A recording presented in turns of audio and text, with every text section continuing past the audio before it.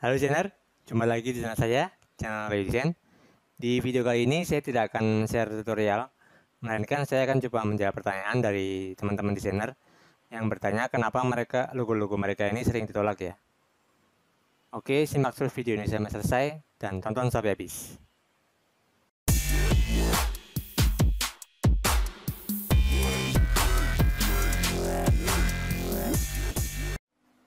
Oke, sebelum saya menjawab pertanyaan dari teman-teman, buat teman-teman yang ingin jadi desainer sukses, wajib subscribe channel ini, karena channel ini akan membantu kamu sekuat tenaga biar kamu jadi desainer Indonesia dan jadi desainer kebanggaan orang tua.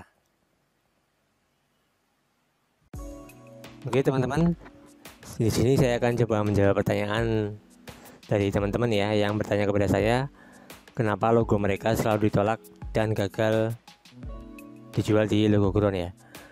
Nah, pertama di sini saya akan coba menjawab beberapa pertanyaan dari teman-teman ya. Kita buka email saya ya. Saya akan membuka email. Nah, di sini saya sudah membuka email saya. Nah, di sini saya akan coba menjawab pertanyaan dari Mas Satur. Mas Satur yang pertama dan yang kedua ini saya akan jawab pertanyaan dari Mas Fauzi.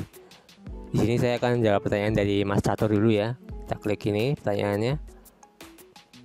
Nah, sebenarnya saya sudah menjawab pertanyaan dari Mas Catur ini, tapi biar teman-teman semua pada tahu juga, maka saya akan membahasnya di video kali ini. Oke, pertanyaannya seperti ini ya. Kita klik ini. Halo kan, mohon solusinya buat lolos ke logo ground. Aneh dapat dari admin kayak gini. Bla bla bla. Titik angkor poin buat ekspor reviewnya juga sudah saya baca dan ikuti, tapi kenapa alasan ditolaknya gagal? Apa aja gitu yang salah bingung jadinya. Multiple problem. This vote file. Nah, poinnya itu di sini. This logo failed on 2 or more point. Please have a look at our design handbook before uploading more logo. Thanks for your work. Oke, Mas Satur, saya akan coba menjawab pertanyaan ya. Mungkin saya akan kasih lihat logonya dulu ya. Jadi di sini problemnya itu saya akan coba download dulu ini logonya. Sebentar. Problemnya itu karena di vektor Mas Satur ini ada yang open pad. Kalau kita tahu open pad itu seperti ini ya. Misalkan kita klik new. Nah, misalkan saya akan membuat logo.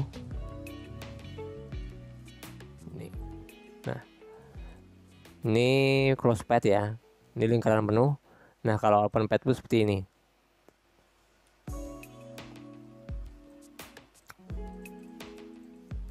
Nah, seperti ini teman-teman. Dia ini open pad ya, jadi tidak antara titik satu dan garis satu ini tidak tersambung. Masih ada yang kurang, masih ada yang ini ya, apa namanya, berlubang. Garisnya ini antara titik 1 dan titik 2 tidak tersambung. Ini yang dinamakan open pad Mas Satur.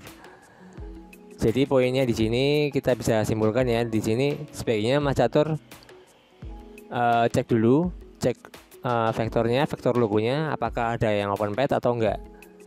Cara mengeceknya sebenarnya saya sudah pernah buatkan ya di video-video saya sebelumnya.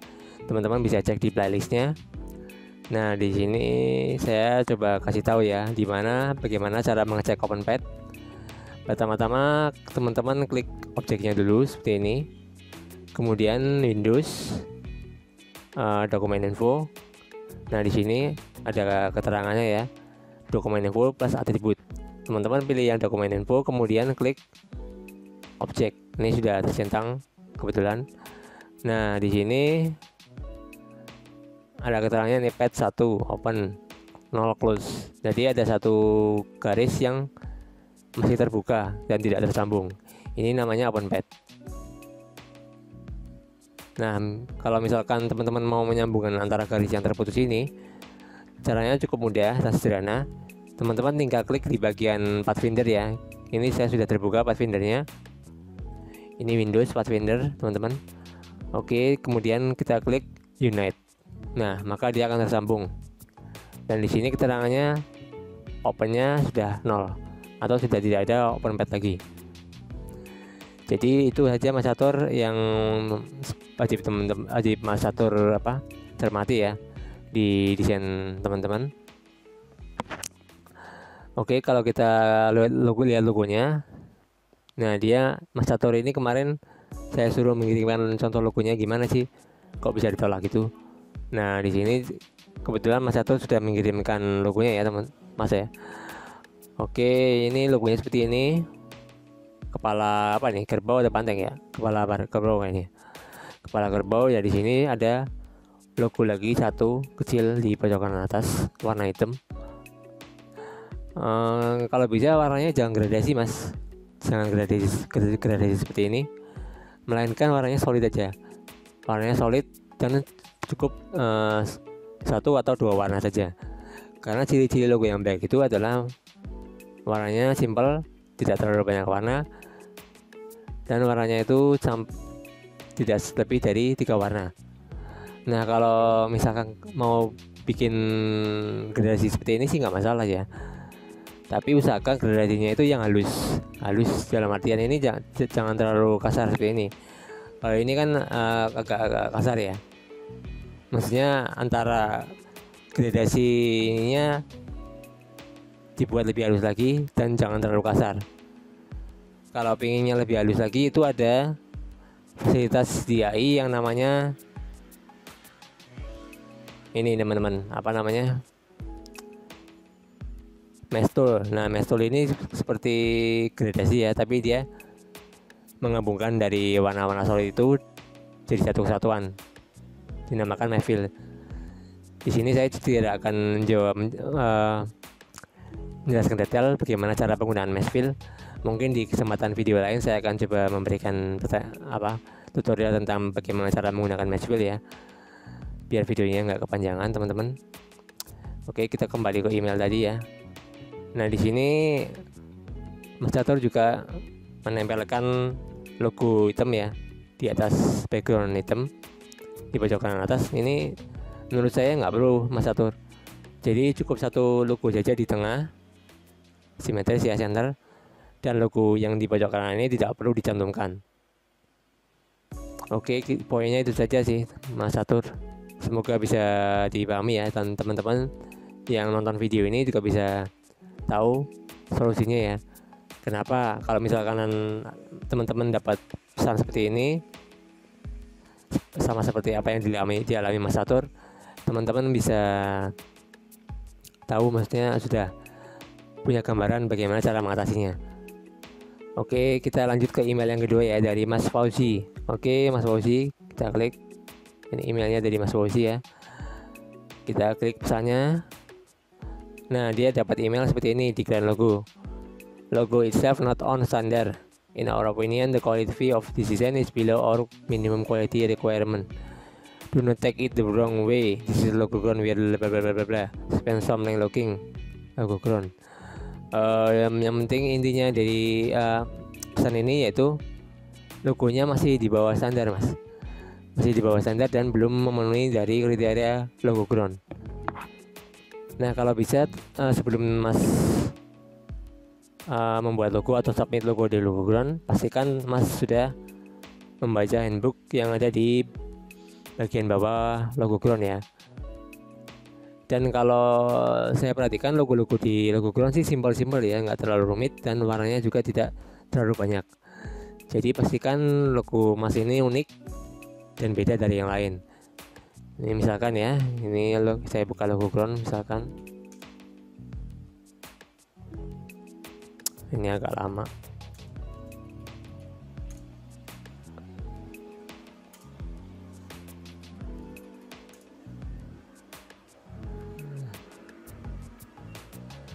Nah seperti ini kan, logo-logonya kan unik. Ini ada kombinasi beruang sama kotak, jadi satu kesatuan ya. Nah ini sebelum Mas submit sebaiknya lihat juga referensi logo-logo yang keterima di sini Mas. Ini contoh-contohnya seperti ini sudah banyak di halaman pertama logo ground ya, teman-teman bisa lihat. Kemudian kalau misalkan Mas mau baca-baca handbooknya sebelum submit, ada di bagian kanan bawah sini. Ini Mas scroll ke bawah saja. Nah, ini ada desainer handbook, Mas klik aja ya. Nah, di sini juga ada peraturannya tentang pembayaran logo ground, terus payment, kalau terlambat payment bagaimana, terus logo recruitmentnya. Nah, yang penting itu di sini di bagian logo recruitment. Nah, ini yang perlu teman-teman perhatikan. Dan kalau di logo ground itu filenya bisa EPS dan juga SVG. Oh iya, kemarin dari teman-teman desainer juga ada yang bertanya apakah bisa mengupload file SVG. Jawabannya tentu bisa, karena di sini sudah ada ketentuannya, the file vector must be saved in EPS or SVG format. Jadi jangan khawatir ya, file SVG juga bisa terbaca dan bisa diterima oleh pihak logo ground. Mungkin itu saja video dari saya kali ini. Semoga bisa dipahami ya buat Mas Catur. Semoga tips-tips ini membantu, dan untuk kedepannya semoga logonya bisa diterima ya Mas. Oke, saya doakan, amin. Buat teman-teman yang lain, apabila ada pertanyaan ataupun ada yang kurang jelas seputar video kali ini, bisa ditanyakan di kolom komentar di bagian bawah video, atau bisa juga kirim email ke saya ke bayum7244@gmail.com. Saya akan usahakan pas respon dan menjawab pertanyaan dari teman-teman semua. Oke, itu saja video dari saya. Apabila ada kekurangan, mohon maaf. Assalamualaikum warahmatullahi wabarakatuh.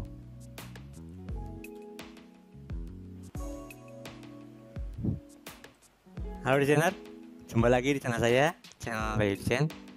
Di video kali ini saya tidak akan share tutorial, melainkan saya akan coba memberikan atau menjawab pertanyaan dari beberapa teman-teman desainer yang bertanya tentang